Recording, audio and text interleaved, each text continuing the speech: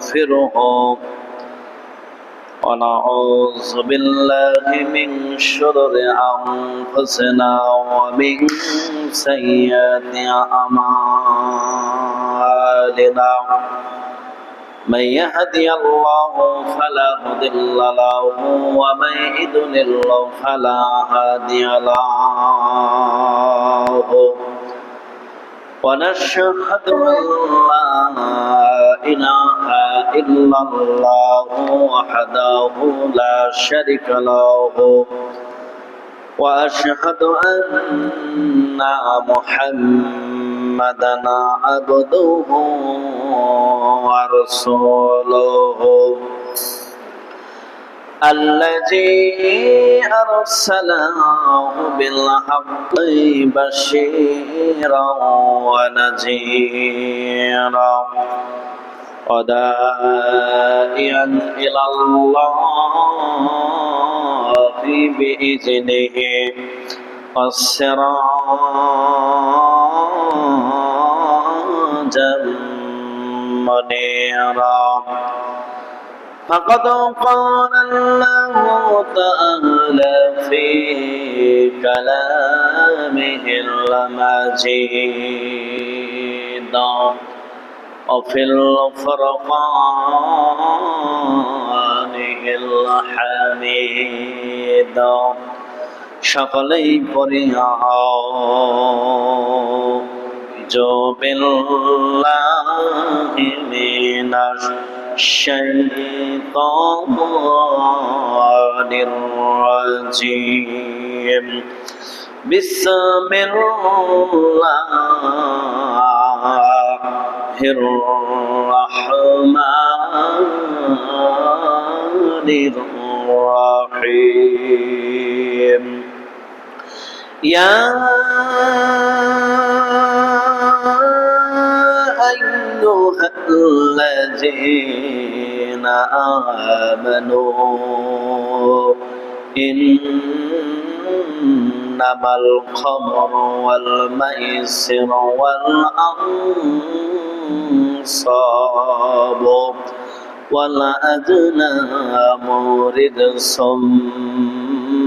من عمل الشيطان فاجتنبوه لعلكم تفلحون الله أكبر إنما يريد الشيطان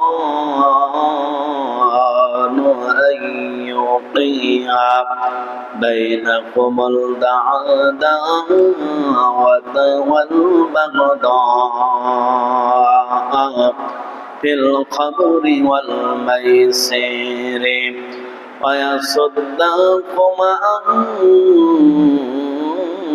ذكر الله وعن الصلاة فهل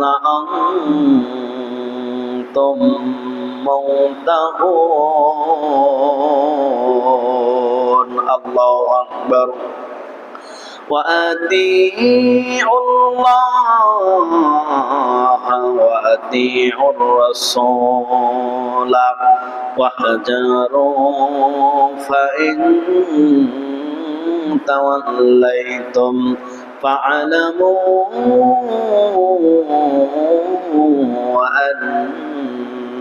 أنما على رسولنا البلاغ المبين الله أكبر إن الله وملائكته يصلون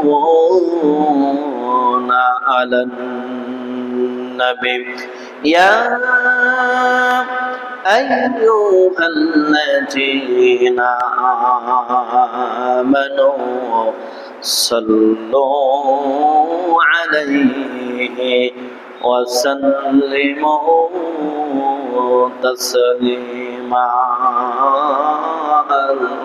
اللهم صل على سيدنا مولانا محمد وعلى آل سيدنا شفيعنا محمد بلغ العلا بكماله كشف الدجى بجماله حسنت جميع خصاله صلوا عليه وعلى آله اللهم صل على سيدنا مولانا محمد وعلى آل سيدنا شفيعنا محمد তুমি যদি মাপ না করো আল্লাহ বান্দারে বলতো তোমার বান্দা যাবে কার কাছে আদর করিয়া মানুষ আল্লাহ বানাইয়া কেমনে দিবা জাহান্নামে ফেলিয়া আদর করিয়া মানুষ আল্লাহ বানাইয়া কেমনে দিবা জাহান্নামে ফেলিয়া আল্লাহুম্মা সাল্লি আলা সাইয়্যিদিনা মাওলানা মুহাম্মদ ওয়া আলা আলি سيدنا شفيعنا محمد বাড়িকামারা জামে মসজিদ কর্তৃক আয়োজিত ধারাবাহিক তাফসীরুল কোরআন মাহফিল আমার সামনে বসা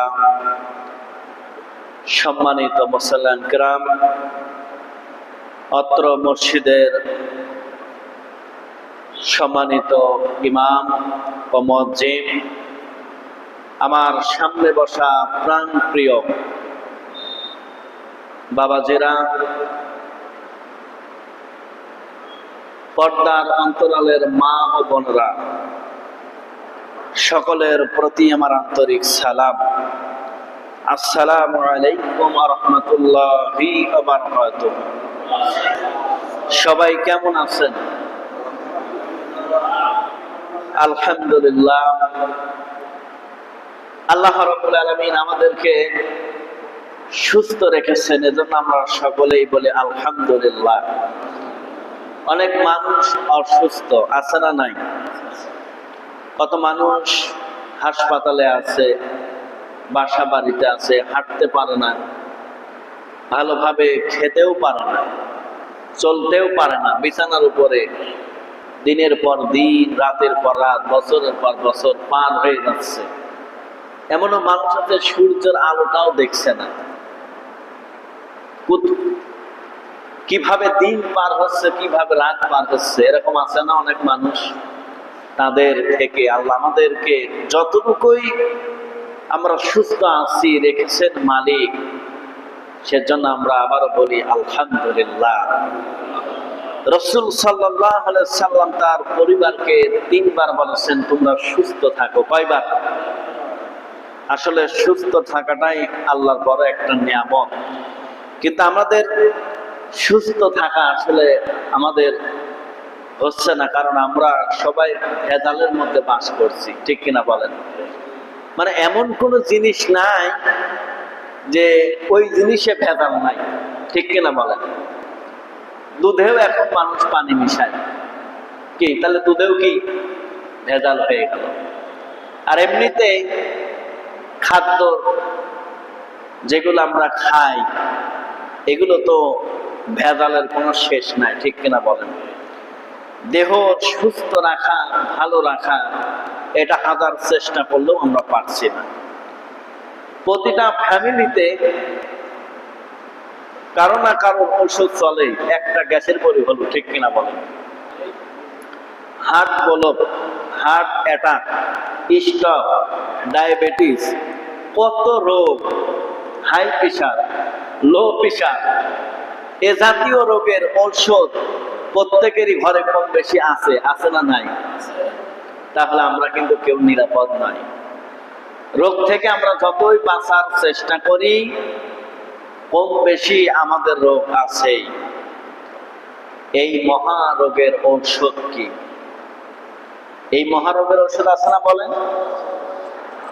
এই মহারোগের ঔষধ হলো কোরআন তেলাওয়াত। কি তেলাওয়াত বলেন?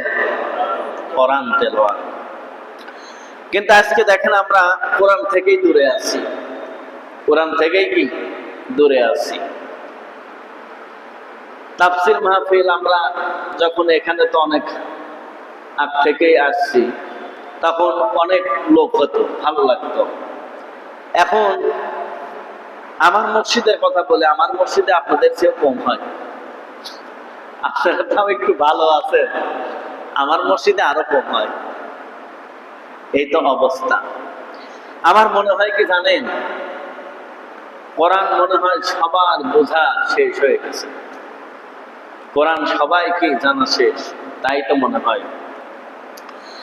আল্লাহ রাব্বুল আলামিন আজকের যে সূরা, সূরা মায়দা 5 নম্বর সূরা, 3টি আয়াত আমি তেলাওয়াত করেছি। যে আয়াতের অর্থ এটাই এখন বাংলাদেশে, সারা পৃথিবীতে সর্বোচ্চ হারে এটাই সবচাইতে বেশি চলছে।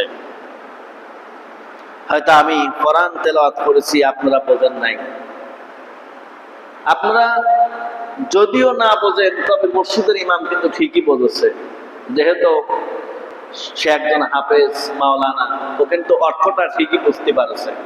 কিন্তু আপনারা এখনো হয়তো অতটা বোঝেন নাই। সূরা মায়দা 5 নম্বর সূরা, সূরা মায়দা 90 নং আয়াত থেকে আমি তেলাওয়াত করেছি।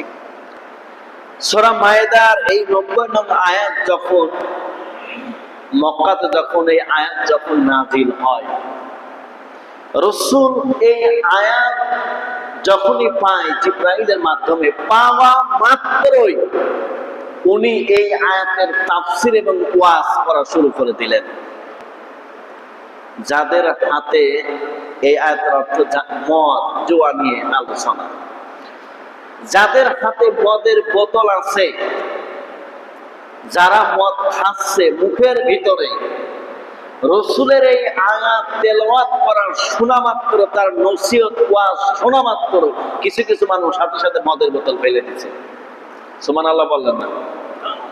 আবার কিছু কিছু মানুষ মদ ওরকম মুখের ভিতর করে নিয়ে আছে, খাচ্ছে। তাহলে রাসূল আয়াত তেলাওয়াত করা এবং ওয়াজ করার মাধ্যমে কিছু মানুষ ছেড়ে দিছে, কিছু মানুষ কি খাচ্ছে। তা আমাদের দেশের কিন্তু অবস্থা ঠিক এই রকম। আল্লাহ রাব্বুল আলামিন আগের যে আয়াত, সেই আয়াতের ওই একই আল্লাহ রাব্বুল আলামিন বলতেছেন 90 নং আয়াতের অর্থটা হলো যে, হে ঈমানদার গণ, মদ, জুয়া, মূর্তি পূজার, বেদী এবং পাশা ভাগ্য অত্যন্ত ঘৃণা, মন্দ শয়তানি কাজ। অতএব তোমরা এই সব কাজ বর্জন করো, হয়তো তোমরা সফল কাম হবে। কতগুলো নাম বলেছি এগুলো? এক নাম্বার হচ্ছে মদ। এক নাম্বারে কি? মদ। আমাদের দেশের মানুষ, আমরা তো লেখাপড়া জীবন থেকে শুরু করে মানুষের মুখেও শুনেছি যে মদ খায় হচ্ছে ইহুদিরা। কি কথা, আমার কথা বুঝতেছেন নাকি আমি ভুল বললাম? মদ এগুলো ইহুদি খ্রিস্টানরা খায়, এটা আমরা যতদূর শুনেছি। কিন্তু এখন ইহুদি খ্রিস্টানরা যেই পরিমাণ খায় না, সেই পরিমাণ মুসলমানরা এখন মদ খায় এবং নেশা করে, জুয়া খেলে। ঠিক কিনা বলে? কারণ এটা যদি আপনার চোখে যদি আঙুল দিয়ে দেখাতে হয়, তাহলে আমার কুমারখালীতে আমার গোহাটে বাসা ছিল, মদের দোকানে 200 গজ দূরে আমার বাসা ছিল, 200 কি 300 গজ। আমি যখন জোহরের নামাজ পড়াতে কোনো দিন যখন এই গোহাট দিয়ে আসতাম, ম্যাক্সিমাম টাইমে আমি দেখতাম যে মানুষ গ্যাংরাচ্ছে, শুয়ে পড়ে গ্যাংরাচ্ছে মানুষ। অনেকে তার মাথায় পানি দিচ্ছে, কেউ আবার রাত্রি গুড়িমারি দিয়ে চলে যাচ্ছে। এটা আমার চোখের সামনে দেখা। আমি আমার চোখের সামনে দেখছি মদের বোতল রিকশার গদির পিছনে, এই যে মানে যেখানে বসে তার তলে রাখে। এটা আমার নিজের চোখে দেখা। সেখানে আমি দেখতে পাই 85% মানুষ, দাড়িওয়ালা মানুষ, টুপি মাথায় দিয়ে মদ খাইছে। এটা আমার দেখা। টুপি মাথায় দিয়ে তারা ওখানে মদ কিনতেছে।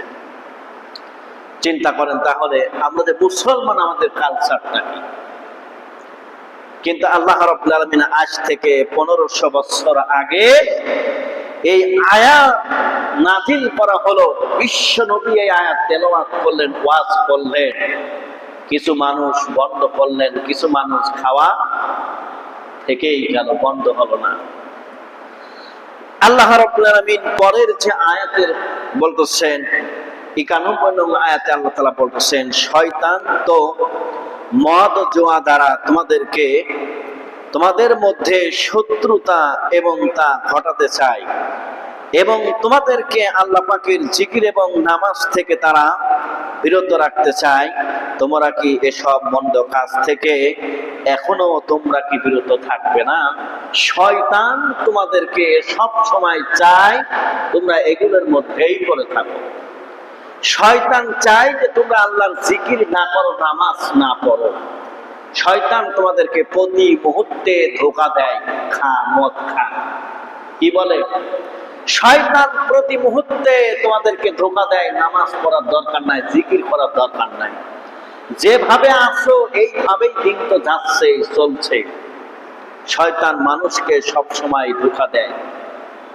তবে আল্লাহ বলেছেন, যারা মুমিন বান্দা, যারা ঈমানদার, তাদের কাছে শয়তান যেতে পারে না। শয়তানও যায় ঠিক খুঁজে খুঁজে ওই মানুষের কাছে, যারা ওই শয়তানি মানুষগুলো। ঠিক কিনা বলেন? তাদের কাছেই শয়তান যায়। আল্লাহ রাব্বুল আলামিন তারপরে যে আয়াত,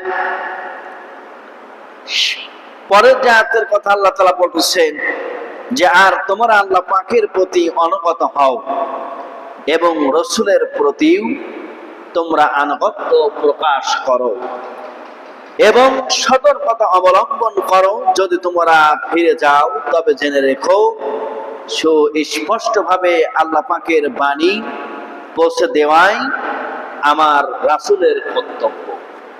এটা কি রাসূলের কর্তব্য? আল্লাহ রাব্বুল আলামিন তারপরের যে আয়াতে বলেছেন, যারা ঈমান আনে ও নেক কাজ করে, তারা ইতিপূর্বে যা ভক্ষণ করেছে তার জন্য তাদের কোনো অপরাধ নেই। যদি তারা ভবিষ্যতের জন্য পরহেজগারি অবলম্বন করে এবং ঈমান আনে ও সৎ কাজ করে, পুনরায় ভয় করে এবং ঈমান আনে, আবার ভয় করে, নেক আমল করে, আর আল্লাহ পাক নেককারদেরকে পছন্দ করেন এবং ভালোবাসেন। বলেন সুবহানাল্লাহ। এই হলো আগের একটি আয়াতের অর্থ পড়েছি, আর এই তিনটি আয়াতের সমন্বয় করে আল্লাহ রাব্বুল আলামিন তাফসীরুল কোরআনের ভিতরে আজকে যে আলোচনাটা করেছেন সেটা আমরা শুধু শুনবো নয়, এটা আমাদেরকে মানতে হবে এবং সেই অনুযায়ী আমাদেরকে আমল করা লাগবে। নইলে আমাদের শুনে কোনো কি লাভ নাই? বলেন, শুনে কোনো লাভ নাই। তাফসিরটা হলো তাফসিরে নুরুল কোরআন। যা বলছি তাফসির থেকেই বলা হবে, আশপাশ দিয়ে কোনো কথা বলা হবে না। তাফসিরে যা আছে আমরা সেটা শোনার জন্য চেষ্টা করি।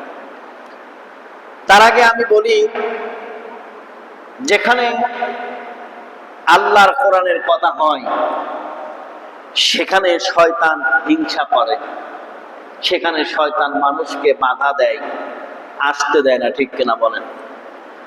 বর্তমান এখন কয়েকদিন আগেই যত সম্ভব, এটা কি মাস? জুন মাস। জুন মাস না এটা? হ্যাঁ, জুন মাসের যত সম্ভব 12 তারিখে বিশ্বকাপ খেলা শুরু হয়েছে। এই বিশ্বকাপ খেলার জন্য মানুষ রাত জেগে অপেক্ষা করছে। ঠিক কিনা বলেন? বিশ্বকাপের পতাকা আমার ছাদের উপরে টানাইছে আমার বাড়িতে। আমরা যারা মুসলমান, কোন মুসলমান এই ইহুদিদের কালচার ধরতে পারে না। কোন মুসলমান এই জার্সি, নেইমারের জার্সি, মেসির জার্সি এটা গায়ে দিতে পারে না। এটি ইহুদিদের কালচার ধরতে হবে, তাদের কালচারটা পালন করতে হবে। কোরআন হাদিসের কোথাও নাই। যদি আজকে রাত 12টায় খেলা হয়, এখান থেকে 10 গুণ মানুষ সেখানে বেশি হবে। ঠিক কিনা বলেন? সেই জায়গা মানুষের কোনো অভাব হবে না। প্রথম দিন খেলা, দ্বিতীয় দিন আমি যখন ফজরের নামাজ পড়তে আসি, বাসা থেকে নামলাম, পাশে হলবাজার তো বাসা, পল্টন শোরুমের সাথেই। ওখানে একটা চায়ের দোকান আছে। ওখান থেকে একজন বলছে যে আল্লাহ আল্লাহ করে। তার মানে কি? হয়তো ব্রাজিলের সাপোর্ট নিয়েছে, আর্জেন্টিনার সাপোর্ট নিয়েছে, এখন বলছে আল্লাহ আল্লাহ করে। চিন্তা করেন, মুসলমান আমাদের কালচারটা, অথচ কোরআনের মাহফিলে লোক নাই। বিশ্বকাপ খেলা হচ্ছে কোথায়? 2টা রাষ্ট্রই হচ্ছে কি অমুসলিম, মুসলিম রাষ্ট্র নয়। যারা খেলছে প্রায় 85%-এরও বেশি যারা খেলোয়াড়, তারা ইহুদি খ্রিস্টান। ঠিক কিনা বলেন? কথা ভুল বলতেছি? অথচ তাদের সাপোর্ট নিচ্ছে মুসলমানরা। আজকেও ঢাকাতে তেজগাঁওয়ের খবর দেখলাম, দুপুরের খানা যখন খাই, আমাদের মুসলমানদের মধ্যে তারা বলতেছে ব্রাজিলকে আমার জিতাই লাগবে, আর্জেন্টিনাকে আমার জিতাই লাগবে। মনে হচ্ছে ওরাই খেলছে। এক একটা জার্সি গায়ে দিচ্ছে 500 টাকা দাম। 8 শতক 10 শতক জমি বিক্রয় করে, ঋণ করে 8.5 কিলোমিটার 5.5 কিলোমিটার পতাকা বানাইছে এরা। আর কিছুই দরকার নেই, এতটুকুই আপনার জাহান্নামের জন্য যথেষ্ট। ঠিক কিনা বলো? এতটুকুই, আর দরকার নেই। আজকের পৃথিবীর মানুষ কতটা আল্লাহ ভোলা হয়ে গেছে। আল্লাহ রাব্বুল আলামিন আমাদেরকে হেফাজত করুন। আল্লাহ সবাইকে দ্বীনের বুঝ দান করুন। সকলে বলে আমিন। তাফসীরুল কোরআন পূর্ববর্তী আয়াতের সাথে সম্পর্ক, এই 3টা আয়াতের সমন্বয় করে তাফসীর আলোচনা এখনই শুরু হলো। আল্লাহ রাব্বুল আলামিন পূর্ববর্তী আয়াতে হালালকে হারাম মনে না করার নির্দেশ ছিল, আর এই আয়াতে আল্লাহ পাক ইরশাদ করেছেন যেভাবে হালাল বস্তুকে হারাম মনে করা গুনাহ, ঠিক তেমনি হারাম বস্তুকে হালাল মনে করাও গুনাহ এবং হারাম। হালাল তো কি হালাল, এখন আমরা হালালকে তো হারাম মনে করতে পারি না, আর হারামকে আমরা কি হালাল মনে করতে পারি না। আল্লাহ যেটা হারাম করেছেন ওইটাই হারাম। ঠিক কিনা বলেন? আল্লাহ যেটা হালাল করেছেন ওইটাই হালাল। হালালের সাথে হারামের মিশ্রিত হয় না। কি এক জায়গা রাখা যায় না, পাশাপাশি খাওয়া যায় না। আল্লাহ রাব্বুল আলামিন যেমন মদ, জুয়া প্রভৃত মূলত তদানীন্তন কালের আরবরা মদ এবং জুয়াকে হালাল এবং উত্তম মনে করত। এমনকি মদ জুয়া ব্যতীত তাদের জীবনযাত্রা ছিল কল্পনিত। তাই আল্লাহ পাক এই আয়াতে সুস্পষ্ট ভাষায় ঘোষণা করেছেন এগুলো অত্যন্ত মন্দ এবং ঘৃণা এবং নিন্দনীয় কাজ। যারা মদ খায়, যারা এই নেশা করে, আল্লাহ তাদের দোয়া, তাদের প্রার্থনা, তাদের ইবাদত, তাদের নামাজ কোনোটাই আল্লাহ কবুল করেন না। আল্লাহ কোনোটাই কবুল করেন না। আরবের লোকেরা তারা মদ পান করত। কি করত? কিছু কিছু মানুষ যখন আল্লাহ রাসূলের এই দাওয়াত যখন তারা পেল, সাথে সাথে কিছু মানুষ মদের বোতল ওখানে সাথে সাথে ফেলে দিল। যাদের মদের বোতল মুখের মধ্যে আছে, রাসূলের কথা যখন তার কানে চলে গেছে, সাথে সাথে মুখের ভিতর থেকে বের করে বোতল ফেলে দিল। মুখের ভিতর যতটুকু মদ ছিল ততটুকু জমিনের পারে সাথে সাথে মুখ থেকে বের করে দিল। আবার কিছু কিছু মানুষ মদের বোতল ধরে তারা খাচ্ছে। আল্লাহ রাব্বুল আলামিন তারপরে বলতেছেন, বর্বতার যুগে যেসব শয়তানি কাজ মানুষকে আল্লাহর স্মরণ থেকে বিমুখ করে রাখত, সেই সব কাজকে আলোচ্যাতে নিন্দনীয় এবং বর্জনীয় বলে ঘোষণা করা হয়েছে। মদ্যপানের কারণে মানুষ মাতাল হয়, জ্ঞান বুদ্ধি নেই, নিয়ামত দূরে সরে যায়। অথচ ভালো মন্দের মধ্যে পার্থক্য করার একমাত্র পন্থা হলো মানুষের বিবেক বুদ্ধি, আর মদ্যপানের কারণে মানুষের জ্ঞান বৃদ্ধি হারিয়ে ফেলে।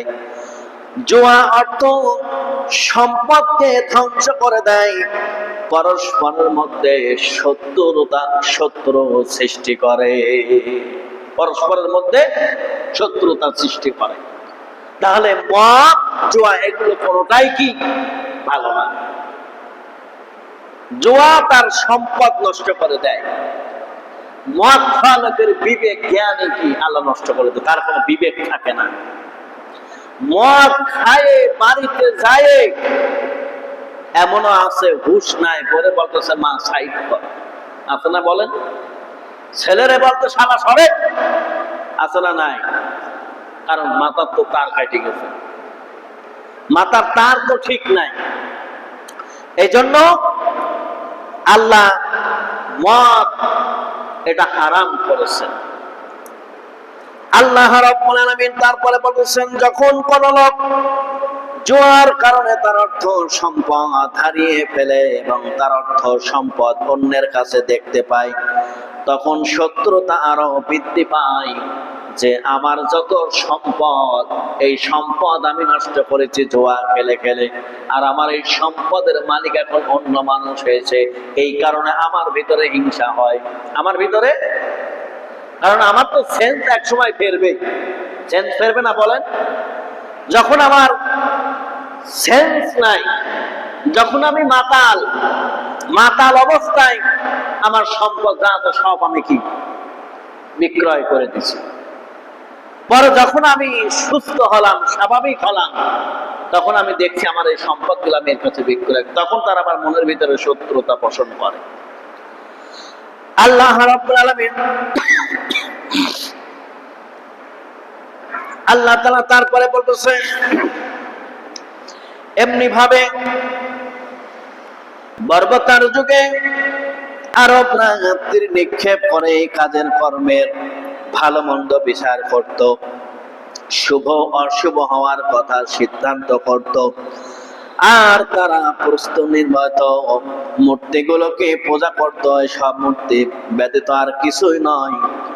শয়তান মানুষের সব মন্দ এবং নিন্দনীয় কাজের প্রতি আকৃষ্ট করে। তাই আল্লাহ পাক এসব মন্দ কাজ থেকে বিরত থাকার তাগিদ করেছে।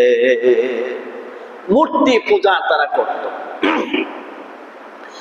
এই মূর্তির যে পূজা তারা করত, এই মূর্তিরও কোনো ক্ষমতা নাই। এটাও তারা কি শয়তানের ধোঁকাই করে। কার ধোঁকাই করে বলে? শয়তান তাদেরকে ধোঁকা দিচ্ছে। মাটির যে মূর্তি, এর কোনো ক্ষমতা নাই। এর কোনো ক্ষমতা আছে বলেন? মানুষেরই কোনো ক্ষমতা নাই। ফেরেশতা আল্লাহর এত স্পেশালি ফেরেশতা, যে ফেরেশতারা যদি আল্লাহ মনে করে যে ফেরেশতারা জাহান্নামে দেব, তারা জাহান্নামেও থাকতে পারবে। কিন্তু কোন ফেরেশতায় আল্লাহ তাদেরকে জান্নাত দেবে না। কোন ফেরেশতার জন্য আল্লাহ জান্নাত তৈরি করি নাই। জিব্রাইল আল্লাহর কাছে বললেন, আল্লাহ আমি জান্নাতটা দেখতে চাই, কেমন? আল্লাহ বলে, ঠিক আছে, তোমার আরজি পেশ করা হলো, তুমি জান্নাতটা দেখো। ঘুরে ঘুরে ঘুরে ঘুরে জান্নাতটা দেখলো, কিন্তু শেষ করতে পারলো না। জিব্রাইল তার 600 ডানা ছিল। নবীজি প্রশ্ন করলেন যে এই 600 যে ডানা, আসমান থেকে জমিনে যেতে তোমার কতটুকু সময় লাগে? জিব্রিল বললেন, হে নবী, আপনি শুধু একবার চোখটা বন্ধ করবেন, আমি আসমান থেকে জমিনে চলে যাবো। বলেন সুবহানাল্লাহ। তার 600 দানা ছিল, শুধু একটা দানার পরে ভর করবে আসমান থেকে জমিনে। 24 ঘন্টা জিব্রিল বেহেশত দেখেছেন, কিন্তু সে কমপ্লিট করতে পারি নাই। আল্লাহর কাছে বললেন, আল্লাহ আমি জান্নাত দেখেছি কিন্তু শেষ করতে পারি নাই, তবে আমি জান্নাতে থাকতে চাই। আল্লাহ বললেন, তুমি যে জান্নাত দেখতে চেয়েছো, এজন্য আমি তোমাকে দেখাইছি। তুমি যদি আগে বলতে যে আমি জান্নাতে থাকতে চাই, তাহলে দেখা তো দূরের কথা, জান্নাতের ভিতর, জান্নাতের যে গ্রাম, সেটাও তুমি পেতে না। কারণ জান্নাত তৈরি করা হয়েছে মাখলুকাত, মানুষ শ্রেষ্ঠের সেরা জীব, জিন এবং ইনসানের জন্য আল্লাহ জান্নাত তৈরি করেছে। বলেন সুবহানাল্লাহ। কোন ফেরেশতারা জান্নাতে যাবে না, তাদের জন্য জান্নাত তৈরি করাও হয়নি। কিন্তু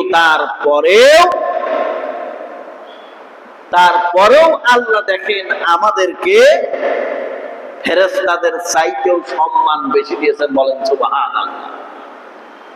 যে ফেরেশতার যেই কাজ দিয়েছে, সেই কাজই তারা একাধারে করে।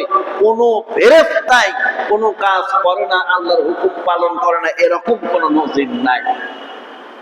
তারপরেও কি ফেরেশতারা জান্নাতে যেতে পারবে না? তাহলে ফেরেশতার ক্ষমতা নাই। জিব্রাইল ফেরেশতার কোনো ক্ষমতা নাই, মিকাইল ফেরেশতার কোনো ক্ষমতা নাই, ইসরাফিল ফেরেশতার কোনো ক্ষমতা নাই, আজরাইলের কোনো ক্ষমতা নাই। তাহলে একটা মাটির মূর্তির কি ক্ষমতা আছে যে তার ইবাদত করলে আল্লাহ আপনাকে জান্নাত দেবে? ঠিক কিনা বলেন? ক্ষমতা আছে। তাহলে মানুষ ইবাদত করবে কার? কথা বলেন, মানুষ ইবাদত করবে কার? আল্লাহর ইবাদত করবে। আল্লাহ রাব্বুল আলামিন তারপরে বলেছেন পবিত্র কোরআনের সত্যতা নতুন করে অনুভূত হচ্ছে। মদ পান এবং জুয়া সম্পর্কে হুঁশিয়ারি বাণী উচ্চারণ করে আল্লাহ পাক ইরশাদ করেছেন যে এর দ্বারা পরস্পরের মধ্যে কলহ, দ্বন্দ্ব, এমনকি গৃহযুদ্ধ শুরু হয়, অর্থ সম্পদ বিনষ্ট হয়, নষ্ট হয় এবং স্বাস্থ্য ধ্বংস হয়। পবিত্র কোরআনুল কারিমে সুদীর্ঘ প্রায় ১,৫০০ বছর পূর্বে এই সম্পর্কে আল্লাহ রাব্বুল আমিন ঘোষণা দিয়েছেন। আজকের পৃথিবীর মানুষ এর সত্যতা উপলব্ধি করতে শুরু করেছে। এজন্য চন্দ্র বিদায় সভ্যতার এই যুগে মাদকাসক্তির বিরুদ্ধে সংগ্রাম শুরু হয়েছে। পৃথিবীর বিভিন্ন দেশে প্রাচ্য এবং প্রাচ্যতায় এ কথাই বললে অনুমোদিত হবে না। আধুনিক কালে পবিত্র পবিত্র কোরআনের সত্যতা নতুন করে অনুসত্য হচ্ছে।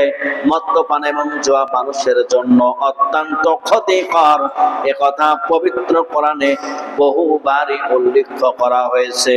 আজকের মানুষ এই ঘোষণার সত্যতার হারে জানার পরেও এই মদ যারা পান করে, জুয়া যারা করে, কাল কিয়ামতের ময়দানে আল্লাহ তাদেরকে জান্নাত দেবে না। যারা মদ পান করে আল্লাহ তাদেরকে জান্নাত দেবেন না। আল্লাহ রাব্বুল আলামিন এই পৃথিবীতে অসংখ্য মানুষ মদ পান করে, জুয়া খেলে, মূর্তি পূজা করে। আল্লাহ তাআলা বলতেছেন কাল কিয়ামতের ময়দানে এই সমস্ত মানুষগুলোকে আমি আল্লাহ জান্নাতে দেব না, জান্নাত তাদের দেব না। এখন যারা সত্ত্বেও যারা এই কাজগুলো যারা করবে, দেখেন ম্যাক্সিমাম জায়গায় এখন দেখা যাচ্ছে যে যেখানে এই যে নেশা, ইয়াবা, তারপরে গাঁজা, হেরোইন, এগুলো কিন্তু আমাদের অঞ্চলে বিভিন্ন জায়গায় কিন্তু বিক্রি হচ্ছে। এগুলো এখন বন্ধ করার জন্য সমাজের ইয়াং জেনারেশন ভূমিকা নিয়েছে। যেই এলাকায় যে ইয়াবা, গাঁজা, হেরোইন, তারপর আপনার ফেন্সিডিল যাই বিক্রি করতেছে তাকে ধরে গণপিটানি দেওয়া হচ্ছে। আজকে তাফসীরের সাথে সেটার মিল আছে। আল্লাহ তাআলা এখানে বলছেন যে পৃথিবীর মানুষ সত্যতা উপলব্ধি করতে শুরু করেছে যে মাদকাসক্তির বিরুদ্ধে সংগ্রাম হয়েছে। খুব স্পষ্ট লেখা, পৃথিবীর বিভিন্ন দেশে প্রাচ্য এবং প্রাচ্যতায় এ কথা বললে অনুভূতি হবে না। আধুনিক বলে পবিত্র কোরআনের সত্যতা নতুন করে আবার কি শুরু হয়েছে সংগ্রাম। যারা এই কাজগুলো যারা করছে, আমাদের সমাজের ইয়াং জেনারেশন এর প্রতি তারা সংগ্রাম করতেছে। আমাদের কুমারখালীতে অনেক জায়গায় শুরু হয়েছে, বিভিন্ন জায়গায় মদ এবং জুয়া, হেরোইন, গাঁজা এর প্রতি মানুষের একটা ভূমিকা আসছে এখন। কেননা আমাদের দেশের ম্যাক্সিমাম যুবকরা এখন নষ্ট হয়ে যাচ্ছে, বলেন ঠিক কিনা? অনেক যুবক ধ্বংসের পথে চলে যাচ্ছে। বিবাহ করেছে, সন্তান হয়েছে, কিন্তু তার নেশা ছাড়া ভালো লাগে না। নেশা যখনই না পাচ্ছে, গাঁজা, হেরোইন যখনই না খেতে পারছে, ইয়াবা যখনই না খেতে পারছে, তখনই সন্তান এবং তার স্ত্রীর প্রতি নির্যাতন শুরু হয়ে যাচ্ছে, ঠিক কিনা বলেন? তাহলে এগুলো আমাদেরকে বন্ধ করতে হবে। পবিত্র কোরআনে আল্লাহ পাক আরো দুটি বিষয় উল্লেখ করেছেন, তা হলো মদ্যপান এবং জুয়া মানুষকে আল্লাহ জিকির এবং নামাজ থেকে বঞ্চিত রাখে। আল্লাহর জিকির এবং নামাজ হলো মানব জীবনের সাফল্যের সঠিক কর্মপন্থা। একখানি হাদিসে আল্লাহ নবী ইরশাদ করেছেন যে আল্লাহর জিকির করে সে যেন জীবিত, আর যে জিকির করে না সে যেন মৃত। আল্লাহ নবী বলেছেন যে জিকির করে সে জীবিত, আর যে জিকির করে না সে কি? মৃত। জিকির হলো কি বলেন তো? জিকির হলো নামাজ, জিকির হলো নামাজ, কোরআন তেলাওয়াত করা জিকির, নামাজ পড়া জিকির, সুবহানাল্লাহ, আলহামদুলিল্লাহ, লা ইলাহা ইল্লাল্লাহ, আল্লাহু আকবার। এই জিকির যারা করে না তাদের দেহ, তাদের প্রাণ মৃত, আর যারা জিকির করে তাদের দেহ, তাদের প্রাণ জীবিত। আল্লাহ রাসূল বলেছেন, এটা আমার কথা নয়, আল্লাহ রাসূল যে কথা বললেন, ফলে মদ্যপান ও জুয়ার কারণে যারা আল্লাহর জিকির থেকে বঞ্চিত তারা যেন জীবন মৃত। এমনি ভাবে পবিত্র কোরআনে আল্লাহ পাক ঘোষণা করেছেন, কদ আফলাহাল মুমিনুন আল্লাযীহুম ফি সালাতিহিম খাশিউন।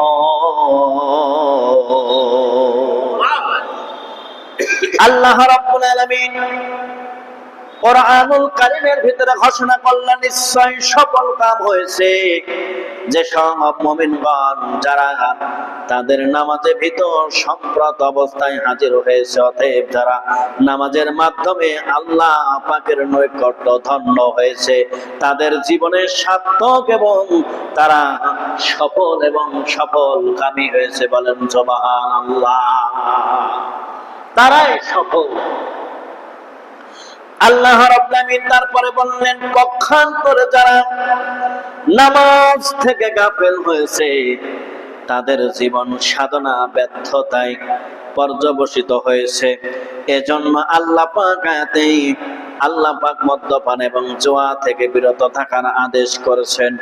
আল্লাহ রাব্বুল আলামিন কোরআনুল কারীমের ভিতরে তারপরে বলছেন ফাজাতানিবুহু লাআল্লাকুম তুফলিহুন।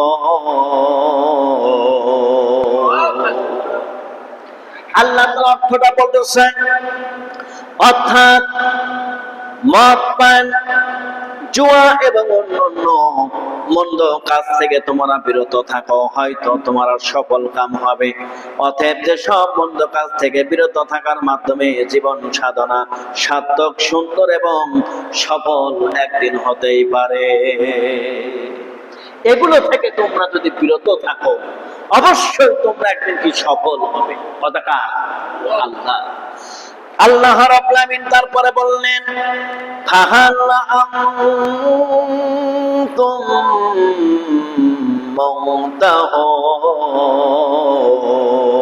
মুনতাহুন।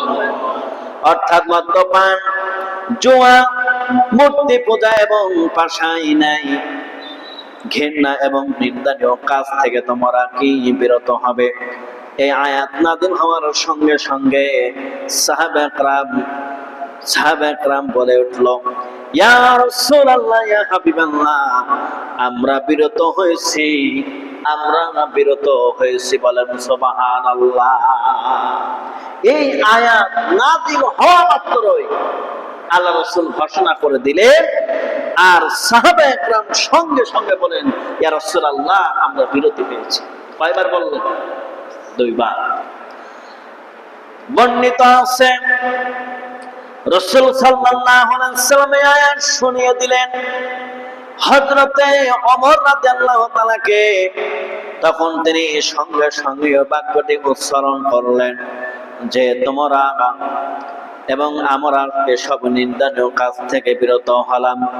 যারা ইতিপূর্বে মদ্যপানে অভ্যস্ত ছিলেন, তারা এই আয়াত নাযিল হওয়ার সাথে সাথে মদ্যপান থেকে তারা বিরত হলেন এবং এই আদেশ শ্রবণ করা মাত্র মদের পাত্রগুলো ভেঙ্গে পথে তারা ফেলে দিল এবং মুহূর্তের মধ্যে মুসলিম জাতি মদের অভিশাপ থেকে তারা রক্ষা পেল। সাথে সাথে তারা মদের বোতল কি ভেঙে দিল এবং তারা মদ থেকে তারা কি রক্ষা পেল।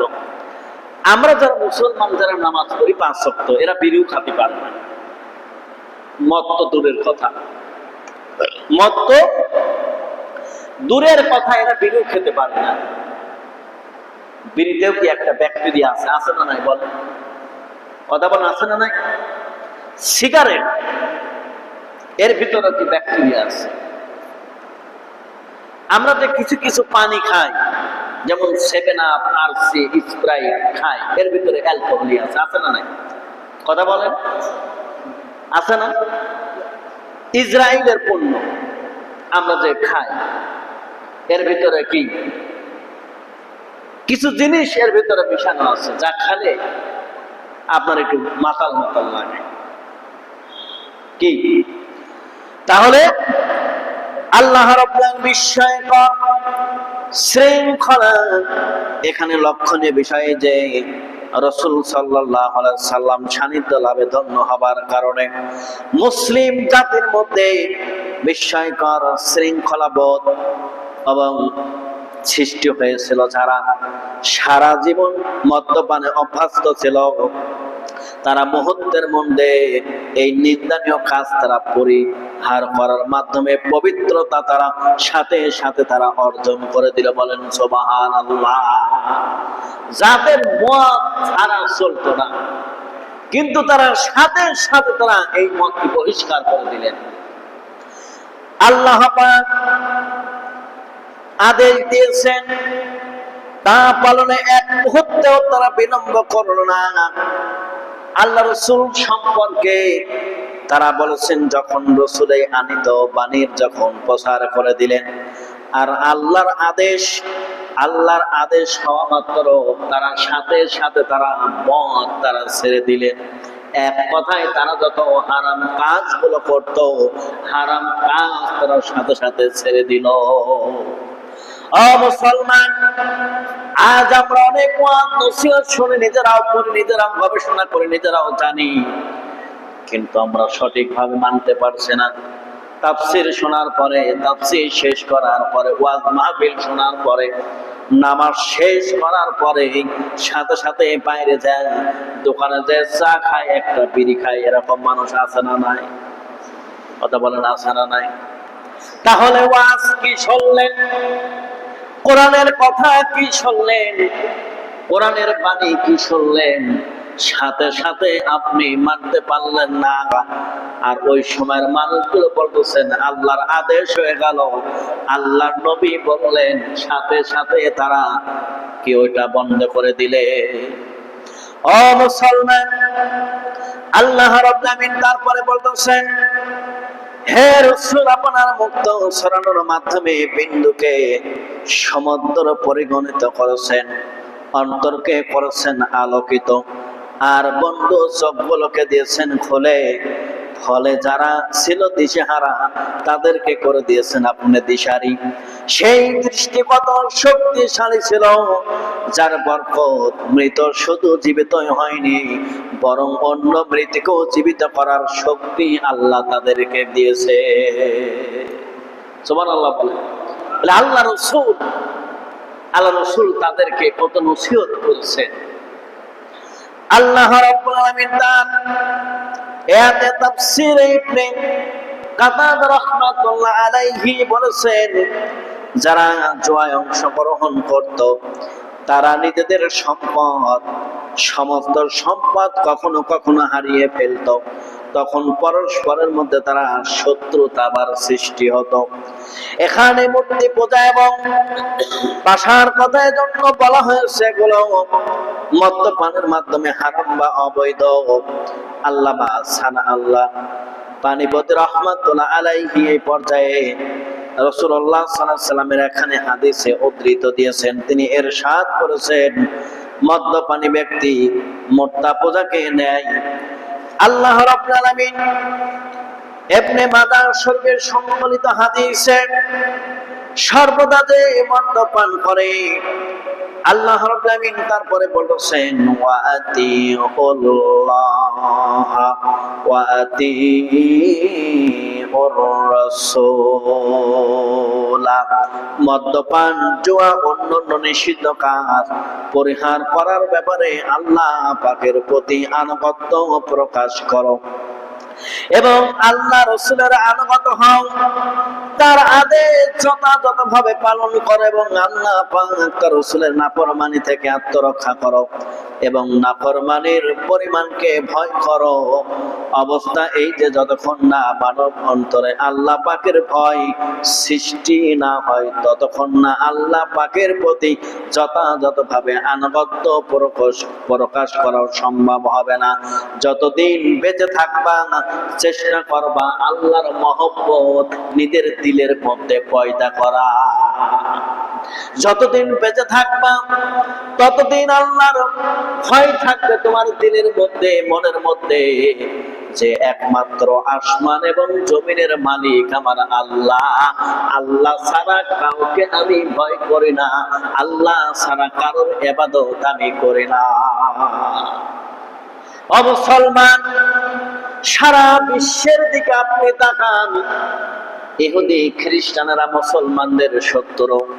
সারা বিশ্বের দিকে তাকান, মুসলমানরা যেইভাবে ইহুদিদের হাতে, কাফেরদের হাতে নির্যাতিত হলো, নিপীড়িত হলো, মার এখনো পর্যন্ত তারা খেয়ে যাচ্ছে। তাদের কত ঈমান আল্লাহ দিয়েছেন, তারা সব সময় তাদের মনের মধ্যে, অন্তরের মধ্যে আল্লাহর ভয় আছে, বলেন ঠিক না? ইহুদিদের হাতে তারা মার খাচ্ছে, তারপরে ভয় কার? ভয় কার করেন? আল্লাহর ভয় তারা করে। তারা শহীদ হয়ে যাচ্ছেন, মারা যাচ্ছেন। ছোট্ট ছোট্ট দুধের বাচ্চা চোখের সামনে, পলকের মধ্যে তারা মারা যাচ্ছে। সন্তানকে বুকে জড়ায় ধরে আল্লাহর কাছে সাহায্য চাচ্ছে, প্রার্থনা করতেছে, আল্লাহ তুমি যদি আমাদেরকে মৃত্যু দাও, তাহলে এই ময়দানে শহীদি মৃত্যু তুমি আমাদেরকে দিও। তাহলে তাদের ঈমান আর আমাদের ঈমান কিন্তু এক নয়। আল্লাহ রাব্বুল আলামিন তারপরে বললেন, ফাইন তাওয়াল্লাইতুম ফাআলামু আন্নামা আলা রাসূলিনাল বালাগুল মুবিন। যদি তোমার আল্লাহ পাক এবং আল্লাহ পাকের রাসূলের আনুগত্য থেকে বিমুখ হও, তবে জেনে রেখো আমার রাসূলের কর্তব্য হলো আমার বিধি নিষেধ তোমাদের নিকট পৌঁছে দেওয়া। আল্লাহর বিধান মানা না মানা তোমাদের কাজ। তোমরা যদি আল্লাহর বিধান অমান্য করো, তবে তার শোচনীয় পরিমাণকে তোমাদেরকে ভোগ করতে হবে। এটা মানা না মানা তোমাদের কাজ, কিন্তু মানছো না, এর শোভনীয় ভোগ তোমাদেরই করা লাগবে, ঠিক কিনা বলেন? হযরত আব্দুল্লাহ ইবনে ওমর রাদিয়াল্লাহু তাআলা থেকে বর্ণিত, রাসূল সাল্লাল্লাহু আলাইহি ওয়াসাল্লাম ইরশাদ করেছেন, নেশা উদ্রেককারী বস্তু মাত্রায় হারাম। যে বান্দা দুনিয়াতে নেশা বস্তু পান করবে, আল্লাহ পাকের চূড়ান্ত সিদ্ধান্ত এই যে কিয়ামতের দিন তাকে তিনাতুল খেবাল পান করাবেন। আর তোমরা কি জানো তিনাতুল খেবাল কি? আল্লাহ বলছেন তিনাতুল খেবাল কি? তা হলো দোজখীদের গায়ের ঘাম। দোজখীদের গায়ের ঘাম খেবাল, তিনাতুল খেবাল বলা হয়। দোজখীদের ঘাম তাদেরকে খাওয়া লাগবে। আল্লাহ রাব্বুল আলামিন মদ্যপায়ীর প্রতি লানত করেছেন। হযরতে আব্দুল্লাহ ইবনে ওমর রাদিয়াল্লাহু তাআলা বর্ণনা করেন, আমি সাক্ষ্য দিই যে আমি রাসূল সাল্লাল্লাহু আলাইহি ওয়াসাল্লামকে বলতে শুনেছি, আল্লাহর লানত মদের উপর, মদ্যপায়ীর উপর, যে পান করায় তার উপর, যে বিক্রি করে তার উপর, এবং যে ক্রয় করে তার উপর, যে ফলের রস বের করে তার উপর, যে মদ তৈরি করে তার উপর, আর যে মদ বহন করে তার উপর, আর যে ব্যক্তি এর উপর যার মদ বহন করায় তার উপরে, আর যে মূল্য ভোগ করে তার উপরও আল্লাহর গজব। কিভাবে যে তৈরি করে, যে বিক্রয় করে, যে রস তৈরি করে, তাদের সবার উপরে গজব। চিন্তা করেছেন? আপনি তো বিক্রি করে হাজার কোটি টাকার মানুষ হচ্ছেন, তারপরেও কিন্তু আপনার ছাড় নাই, ঠিক কিনা? হযরত আব্দুল্লাহ ইবনে মাসউদ রাদিয়াল্লাহু তাআলা বর্ণনা করেন, রাসূল সাল্লাল্লাহু আলাইহি ওয়াসাল্লাম ইরশাদ করেছেন, যে ব্যক্তি মদ পান করে আল্লাহ পাক 40 দিন তার নামাজ কবুল করেন না।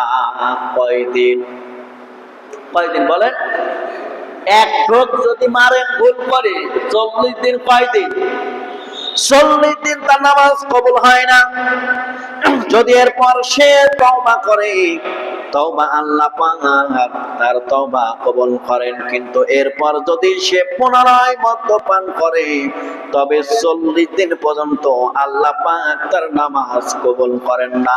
যদি এরপর সে আবার তওবা করে, আল্লাহ পাক তার তওবা কবুল করেন। যদি দ্বিতীয়বারও সে অন্যায় কাজ করে তবে 40 দিন পরে আল্লাহ পাকের তার নামাজ কবুল করেন না। কিন্তু এরপরও যদি সে তওবা করে আল্লাহ তার তওবা কবুল করেন। চতুর্থবার যদি সে এমন অন্যায় কাজ করে তবে 40 দিন তার নামাজ কবুল হয় না। এরপরও যদি সে তওবা করে তবে তওবা আল্লাহ কবুল করেন না। আর আল্লাহ তাআলা বলেছেন খেবাল নামক নহরে পানি তাকে পান করাবেন। নহরে খেবাল হলো দোজখীদের দেহের খান, তাদেরকে খাওয়ানো হবে। তাহলে এক ঢোক যদি মারে কয়দিন তার ইবাদত কবুল হবে না? 40 দিন তার ইবাদত, আল্লাহ তাআলার নামাজ কোনো কিছুই কবুল হবে না। তওবা করবেন, মাফ করবেন, চতুর্থবার আর কবুল হবে না। এই 3 বারের বারে যতবার খাবেন তওবা করবেন, মাফ করবেন।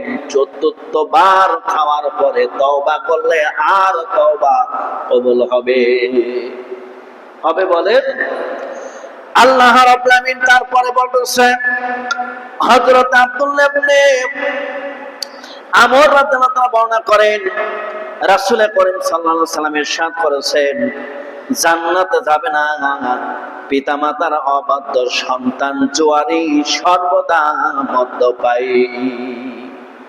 এই শ্রেণীর মানুষগুলো জান্নাতে যাবে না। পিতামাতার অবাধ্য সন্তান আছে না নাই? বাপ যদি একটা বলে ও আর 8 লাইন বসে থাকে, এরকম আছে না ছেলে? বলেন আছে কিনা বলেন। বাপ মার অবাধ্য সন্তান আমাদের সমাজে আছে কিনা? একটা মোবাইলের জন্য কিন্তু বাপকে অনেক ছেলেরা হত্যা করেছে, মারি দিয়েছে। এরকম অনেক নজির আছে আমাদের দেশে। আল্লাহ রাব্বুল আলামিন তারপরে বলতেছেন, তারপরে হযরত আবু উমামা রাদিয়াল্লাহু থেকে বর্ণিত রাসূল করিম সাল্লাল্লাহু আলাইহি ওয়াসাল্লাম ইরশাদ করেছেন আল্লাহ পাক আমাকে সমগ্র বিশ্বের জন্য রহমত করে পাঠিয়েছেন। বলেন সুবহানাল্লাহ। আল্লাহ নবীকে গোটা পৃথিবীর জন্য আল্লাহ থেকে রহমত করে পাঠিয়েছেন। সুবহানাল্লাহ বলেন। নবীতে রহমত, এটাকে আমাদের বিশ্বাস হয়? বলেন হয় কিনা? আল্লাহ রাব্বুল আলামিন আল্লাহ পাক তার ইজ্জতের শপথ করে ইরশাদ করেছেন হারাম ঘোষিত হওয়ার পর যে মদ পান করবে আমি তাকে কিয়ামতের দিন তৃষ্ণার্ত রাখবো, আর যে মদ্যপান বর্জন করবে আমি তাকে জান্নাতের পবিত্র ঝর্ণা থেকে তারে পান করাবো। তাকে মদ পানকে তৃষ্ণার্ত রাখবে। পানের পিপাসা বোঝেন তো? চৈত মাসে যারা রোজা রাখেছেন, ঠিক আছে, এই রোজা রাখলে পানির যে কি পিপাসা রে বাবা। এই যে গতবারও তো আমরা প্রায় দিনে একটু হালকা আবার একটু ভারী, গরম যেদিন বেশি পড়েছে 2-3 গিলাস 4 গিলাস পানি খাইছি, তারপরে মনে আরো 2 গিলাস খাই। আর যারা মদ পান করবে তারা এত তৃষ্ণার্ত হবে তাদেরকে পানি দেওয়া হবে না। আর এটা যারা বর্জন করেছে কাল কিয়ামতের ময়দানে জান্নাতের ঝর্ণা পানি তাদেরকে দেওয়া হবে। বলি সুবহানাল্লাহ। আল্লাহ রাব্বুল আলামিন তারপরে বলতেছেন হযরত আবু মুসা আশআরী রাদিয়াল্লাহু তাআলা থেকে বর্ণিত সর্বদা মদ্যপায়ী, আত্মীয়তার বন্ধন বিনষ্টকারী এবং জাদু টনার বিশ্বাস স্থাপনকারী বেহেশতে যাবে না। অনেকে জাদু বিশ্বাসী করেন, জাদু করেছে, আবার হাতে উল্কি লেখে দেয়, হাত থেকে বলে বাবা তোমার কপাল ভালো না, বলে কিনা? আরে বেটা নিজের হাতটা দেখো না কেন, তোমার কপাল ভালো না খারাপ? নিজের হাত তাদেরকে বলতে পারবে না, পরের হাত থেকে আন্দাজে বলবে। কোন মুসলমান জানতেই ছড়বে কাউকে হাত দেখাতে পারবে না, কারণ হাতের ভিতরে ভাগ্য নাই, ভাগ্য নিয়ন্ত্রণ করে আমার আল্লাহ। বলেন ঠিক না? এই হাত যে দেখে সেও শিরক করে, আর যে দেখায় সেও আল্লাহর সাথে শিরক করে। বলেন ঠিক না? ভাগ্য নির্ধারণ কোন মানুষ করতে পারে না, কোন কবিরাজ করতে পারে না, কোন হুজুর, বড় হুজুর বলেন, বিশ্বাস হুজুর বলেন, কেউ করতে পারে না আল্লাহ ছাড়া। ঠিক কিনা বলেন? আল্লাহ তাআলা তারপরে বলতেছেন যারা এই কাজগুলো করবে তারা বেহেশতে যেতে পারবে না। নেসাই এবং বাইহাকি হযরতে আব্দুল্লাহ ইবনে আব্বাস রাদিয়াল্লাহু তাআলা বর্ণনা করেন, আনসারদের দুটি গোত্রের ব্যাপারে মদ্যপান হারাম হওয়ার কথা ঘোষণা করা হয়েছে। তারা মদ্যপান করেছিলেন এবং নেশাগ্রস্ত হয়ে পরস্পর তারা ঘুষি করেছিলেন। যখন নেশা দূর হলো তখন নিজেদের অবস্থা দেখে বললেন, এটি অমুক ভাইয়ের কীর্তি। অথচ ইতিপূর্বে তাদের মধ্যে একটা ভাই দরদের ভাব ছিল। মদ্যপানের কারণে নিজেদের মধ্যে কলহ দ্বন্দ্ব এবং মারামারি মেতে উঠলেন, পরস্পরের মধ্যে মতবিরোধ হলেন, হিংসা বিদ্বেষ সৃষ্টি হয়। আল্লাহ তাআলা ইমাম রাজি রাহমাতুল্লাহ লিখেছেন, আলোচ্য আয়াতে মদ্যপান এবং জুয়াপান সহ অন্যান্য পাপাচার থেকে বিরত থাকার কথা বলেছেন। আল্লাহ রাসূল সাল্লাল্লাহু আলাইহি ওয়াসাল্লাম ইরশাদ করেছেন, আল্লাহ নবীর প্রতি পূর্ণ আনুগত্য প্রকাশে নির্দেশ প্রদান করেছেন, কিন্তু যারা এই আদেশ অমান্য করল তথা মদ ও পান জুয়া থেকে যারা বিরত হলো না, তাদের জন্য রয়েছে বিশেষ এবং সতর্ক বাণী। আল্লাহ তাআলা বলেছেন, ফাইন তাওয়াল্লাইতুম ফাআলামু, যদি তোমরা আল্লাহর আদেশ অমান্য করো তবে জেনে রাখো রাসূলের কর্তব্য হলো তোমাদেরকে আল্লাহর হুকুম জানিয়ে দেওয়া। তার কর্তব্য পালনের পরেও যদি তোমরা অবাধ্য হও এবং ভয়াবহ পরিণাম সম্পর্কে তোমরা অপেক্ষা করো, আল্লাহ অবশ্যই রাসূলের হুকুম না মানার কারণে, তার কর্তব্য পালন না করার কারণে আল্লাহ তোমাদেরকে অবশ্যই জাহান্নামে দিবে। আল্লাহ রাসূলের আনুগত্য, আল্লাহ রাসূলের কর্তব্য, আল্লাহ রাসূলের কথা মানা লাগবে। কথা কার? আল্লাহ অর্ডার করেছেন। যারা এই কথাগুলো মানল না, আল্লাহ পাক যে আল্লাহর বিধান অমান্য করে তার জন্য রয়েছে বিরাট এবং কঠিন সতর্কবাণী। আল্লাহর হুকুম যারা অমান্য করে এদের জন্য কি সতর্কবাণী? আল্লাহর হুকুম অমান্য করা যাবে না। কোন মানুষ যদি আল্লাহর হুকুম অমান্য করে তাহলে তার জন্য কঠোর শাস্তির কথা কে বলেছেন? আপনি এখন হয়তো বুঝতেছেন না, মরার পরে ঠিকই বুঝবেন, তাই না? আর মরার পরে বুঝে তো কিছু করতে পারবেন না। কথা বলেন না কেন? আল্লাহ তাআলা বলেছেন, যখন মদ্যপান এবং জুয়া হারাম হওয়ার সম্পর্কে আয়াত নাযিল হলো তখন সাহাবায়ে কেরামের মনে একটি প্রশ্ন জাগলো, যে সমস্ত সাহাবায়ে কেরাম ইতিপূর্বে মদ্যপান করতেন এবং মদ্যপান হারাম হওয়ার সম্পর্কে আয়াত নাযিল হলো। হওয়ার পূর্বে কিছু লোক ইন্তেকাল করেছেন এবং তৃতীয় হিজরতে অনুষ্ঠিত বিখ্যাত উহুদের যুদ্ধে তারা শাহাদাত বরণ করেছে। তাদের মধ্যেও কি মদ্যপান করতেন? তাদের কি অবস্থা হবে? এই প্রশ্ন সম্পর্কে আল্লাহর নবীর কাছে তারা জানতে চেয়েছে।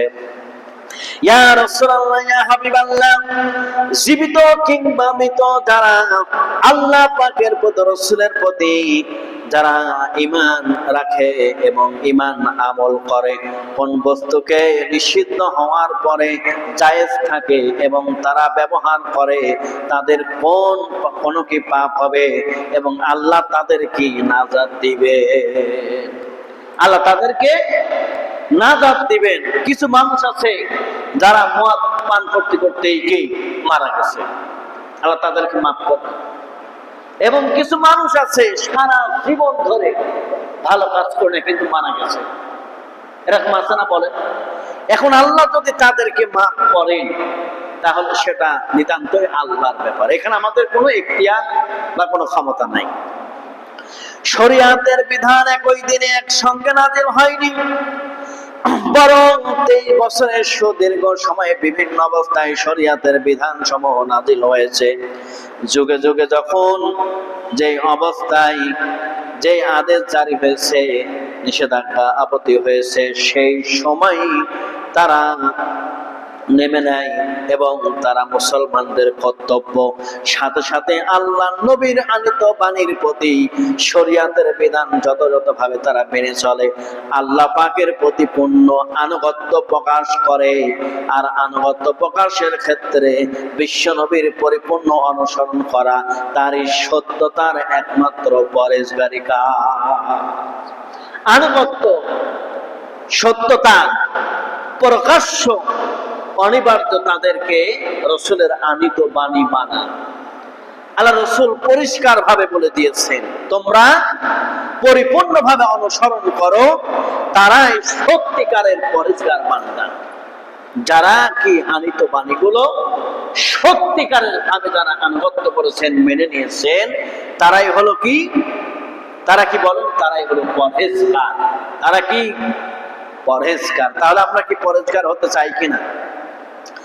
শরিয়াতের বিধান নাজিল হওয়ার পূর্বে যদি কেউ কোনো বস্তু ব্যবহার করে তা হারাম ঘোষিত হয়, আর হারাম ঘোষণার পর সে তা মেনে চলে, তবে পূর্বের কর্মের জন্য অপরাধ হবে না।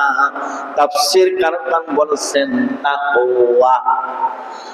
তাকওয়া শব্দের অর্থটি তিন ভাবে ব্যবহৃত হয়েছে, আর প্রত্যেকবারই স্বতন্ত্র অর্থে ব্যবস্থা অবহিত হয়েছে। প্রথমবার অতীতের ব্যাপারে ব্যবহৃত হয়েছে, দ্বিতীয়বার ভবিষ্যতের প্রতি ইঙ্গিত করা হয়েছে, আর তৃতীয়বার আল্লাহ পাকের প্রতি জুলুম অত্যাচার থেকে আত্মরক্ষার প্রতি ব্যবহৃত হয়েছে। আল্লাহ রাব্বুল আলামিন তারপরে বলেছেন, ওমা কানাল্লাহু লিইউদিয়া ঈমানাকুম।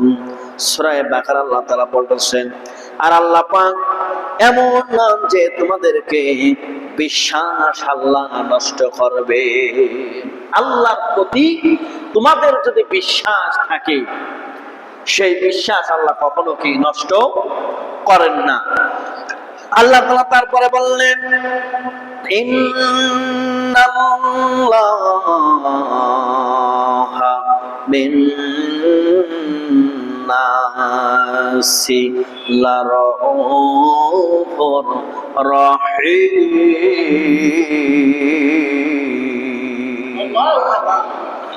আল্লাহ রাব্বুল আলামিন বলেছেন, নিশ্চয় আল্লাহ পাক মানুষের জন্য অত্যন্ত স্নেহশীল এবং অতি দয়াময় এবং দয়ালু। মানুষের প্রতি আল্লাহ কি অত্যন্ত স্নেহশীল, দয়ালু, এটা আল্লাহ বলছেন। হযরত জাবের ইবনে আব্দুল্লাহ রাদিয়াল্লাহু তাআলা থেকে বর্ণিত, এক ব্যক্তি খাইবার থেকে মদিনা শরীফে বিক্রয়ের জন্য কিছু মদ নিয়ে আসে। মদিনা শরীফে পৌঁছার পর একজন মুসলমান বলেন মদ হারাম হয়ে গেছে। সে তখন ওই সব একটি পাহাড়ের ঢিলার উপরে রেখে কাপড় দিয়ে ঢেকে দেয়। রাসূল সাল্লাল্লাহু আলাইহি সাল্লামের দরবারে হাজির হলো, জিজ্ঞাসা করলেন, হুজুর শরাব কি হারাম হয়ে গেছে? তিনি ইরশাদ করলেন, লোকটি বলল, আমি কি এই মাল ফেরত দিতে পারি? আল্লাহর নবী ইরশাদ করলেন, মদের ফেরত দেওয়ার যোগ্যতা তোমার নেই। তখনই লোকটি বলল, আমি এগুলো কি করতে পারি?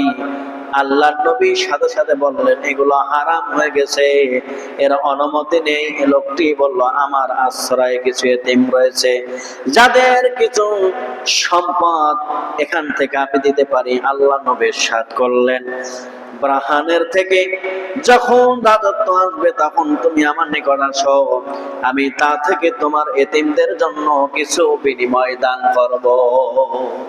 কিন্তু যেটা হারাম হয়ে গেছে ওটা হারামই। মদ যখন হারাম হয়ে গেছে ওটা আর তুমি নিতে পারবে না, ওটা তোমাকে ফেলে দিতে হবে। এতিমদের জন্য সে নিতে চাচ্ছিল, আল্লাহ নবী বললেন, এতিমদের জন্য তোমাকে দেওয়া হবে না। বারহান থেকে যখন কোনো মাল আসবে সেখান থেকে আমি এতিমের জন্য কিছু মাল দেবো, বলি সুবহানাল্লাহ। কিন্তু মদ আর নেওয়া যাবে না, কারণ ওটা কি, ওটা হারাম হয়ে গেছে। অন্য একখানি হাদিস আছে, আবু তালহা বর্ণনা করেন, আমি রাসূলকে জিজ্ঞাসা করলাম, আমার আশ্রয় কিছু এতিম রয়েছে, এই সূত্র ধরে মদ দ্বারা পেয়েছে, আল্লাহ রাসূল মদ গুলো ফেলে দাও, সব ফেলে দাও। হযরত আবু তালহা আরজ করলেন, আমরা এগুলো দ্বারা সিরকা বানিয়ে দেই। তিনি ইরশাদ করলেন,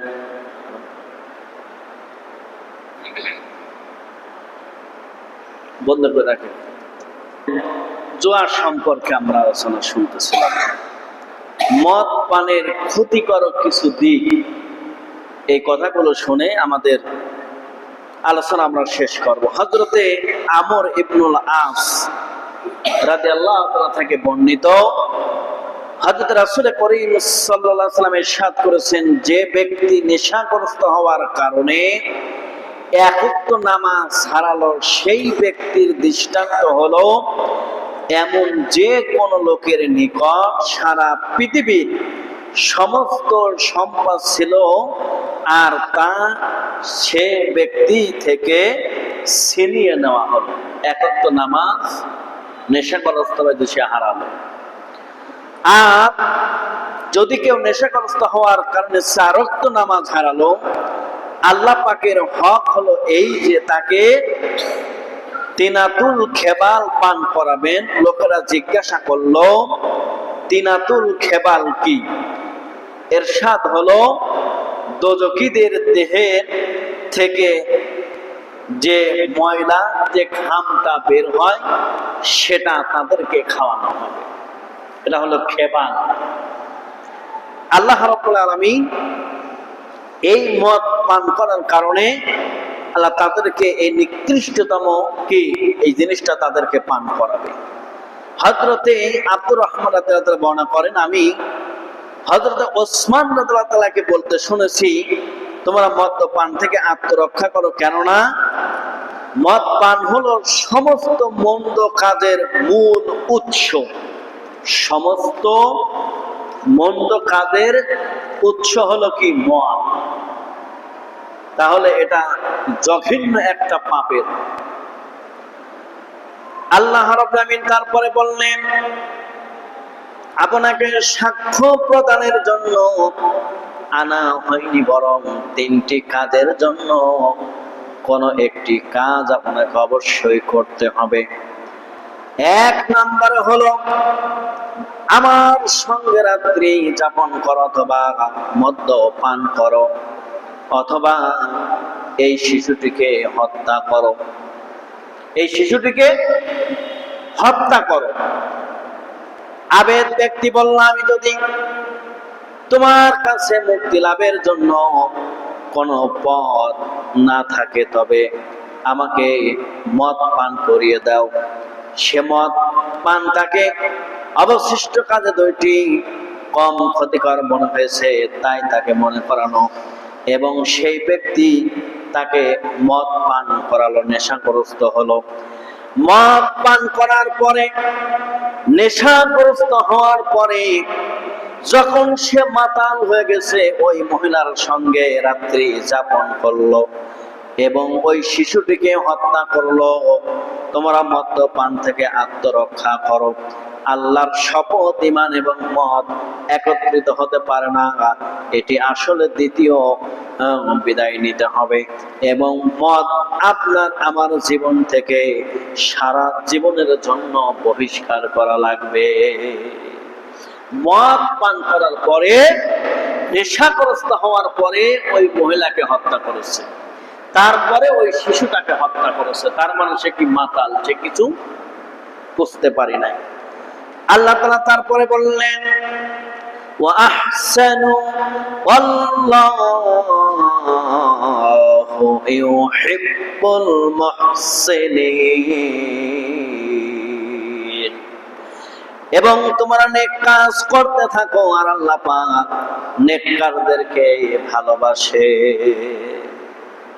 আমরা নেককার কাজ করতে থাকি, আল্লাহ অবশ্যই আমাদেরকে ভালোবাসবে। আমরা ভালো কাজ করি, ভালো কাজের আদেশ করি, ভালো কাজের আঞ্জাম করি, আল্লাহ নেককারদেরকে এই কাজের জন্য ভালোবাসবে। শুধু কোন কাজ করা আর অত্যন্ত ভালোভাবে এই কাজটি করা তথা মনোযোগ সহকারে যত্ন সহকারে এই কাজ করা এ কথা নয়। আল্লাহ পাকের নির্দেশ হলো ভালো কাজ করা, আর অত্যন্ত ভালোভাবে অত্যন্ত ভালোভাবে সৎ কাজের আদেশ করা একটি মানবদণ্ড। আল্লাহ রাব্বুল আলামিন বলেছেন ভালো কাজ করবা আর ভালো কাজের আদেশ করবা। হযরতে জিবরাইল আল্লাহ নবীকে জিজ্ঞাসা করেছিলেন ইহসানের তাৎপর্য কি, তিনি ইরশাদ করেছেন ইহসানের তাৎপর্য হলো তুমি এইভাবে আল্লাহ পাকের ইবাদত করবা। ইহসানের তাৎপর্য হলো তুমি এইভাবে আল্লাহর ইবাদত করবা, বিনীত সুরে কাকুতি হয়ে বিনতি হয়ে আল্লাহর সামনে যখন দাঁড়াবে মাথা নিচু করে একেবারে কি বিনয় হয়ে আল্লাহ বলে ইহসানের সাথে আল্লাহর ইবাদত করতে হবে। কিসের সাথে? ইহসানের সাথে। যেন তুমি তাকে দেখছো, তুমি তাকে কি দেখছো। যদি এমন অবস্থা হয় যে তুমি তাকে দেখতে পাও না, তবে তুমি যদি তাকে দেখতে না পাও অবশ্যই আল্লাহ তোমাকে দেখছে। আমি যদি দেখতে না পাই তবে সে আমাকে দেখছে। এ কথা নিশ্চিত ভাবে জেনে রেখো, তিনি তোমাকে দেখছেন। মনের এই অবস্থা নিয়ে তথা চিত্তে আল্লাহ পাকের বন্দেগী করো, তাকে আল্লাহ পাক ভালোবাসবে। সর্বপ্রথম আল্লাহ পাক ও তার রাসূল সাল্লাল্লাহু আলাইহি সাল্লামের প্রতি পূর্ণ ঈমান আনতে হয়। ঈমানের পরিপূর্ণতা আসে তাকওয়া পরহেজগারি অবলম্বনের মাধ্যমে। এই ব্যাপারে পর্যায়ক্রমে উন্নতি লাভ করে ইহসানের উচ্চ স্তরে পৌঁছাতে হয়। আর এই উচ্চ স্তরে পৌঁছাতে হলে আল্লাহ পাকের নৈকট্য ধন্য করতে হবে। তাই তাদেরকে আল্লাহ পাক ভালোবাসবেন, তারা হলেন আল্লাহ পাকের প্রিয় এবং পছন্দনীয় বান্দা। বলেন সুবহানাল্লাহ। ইহসানের সাথে যারাই আল্লাহর ইবাদত করবে তারাই হলে আল্লাহর পছন্দনীয় বান্দা। তাহলে আজকের যে আলোচনা সেটা হলো মদ এবং জুয়া। এই মদ এবং জুয়া সম্পর্কে আমরা যা শুনলাম, এরপরেও যদি আমরা এই কাজগুলো যদি আমরা মুসলমানে যদি এই কাজগুলো করি, তাহলে আমাদের ইবাদত আল্লাহর কাছে কবুল হবে। এক ভোগ মদ যদি কোনো মানুষ পান করে তাহলে 40 দিন আল্লাহ তার দোয়া কি বলি নাই, 40 দিন তার নামাজ কবুল হবে না, শুধু এক ভোগ মদ পান করার কারণে। তাহলে এটা আল্লাহ আমাদের উপরে হারাম করে দিয়েছে। এটা কোন রকম আমাদেরকে পান করা যাবে। জুয়া, লটারি, মদ, ভাগ্য নিয়ন্ত্রণ করা, কোন মানুষকে হাত দেখানো, এটা সম্পূর্ণ নাজায়েজ। ইসলাম এটা সাপোর্ট করে না। মনে থাকবে। তাহলে আমার হাতটা কোনো হুজুরকেও আমি দেখাতে পারি, আমাকেও দেখাতে পারেন না, কারণ আমি তো আমার নিজের ভাগ্যটাই জানি না। আমার কপালে কি আছে এখন আমি কি জানি? তাহলে আমি কিভাবে আপনার কপাল হাত দেখে আমি আপনার ভবিষ্যৎবাণী বলবো? তাহলে দেখানো হারাম। যে দেখছে সেও কি এটা হারাম করছে, শিরিক করছে। এই জন্য এই বিষয় থেকে আমরা সবাই অব্যাহত থাকবো ইনশাআল্লাহ। তাহলে আজকের যে আলোচনা কি ছিল? মদ সম্পর্কে, জুয়া সম্পর্কে। শোনা মাত্র যদি আপনি এক ঢোক পান করেন তাহলে মনে করবেন 40 দিন আপনার দোয়া কবুল হচ্ছে না। এর ভিতর যদি আপনি মারা যান তাহলে আপনার মৃত্যু হবে কি মুশরিক হয়ে, কাফেরের মৃত্যু হবে। আল্লাহুম্মা সাল্লি আলা মুহাম্মাদ ওয়া আলা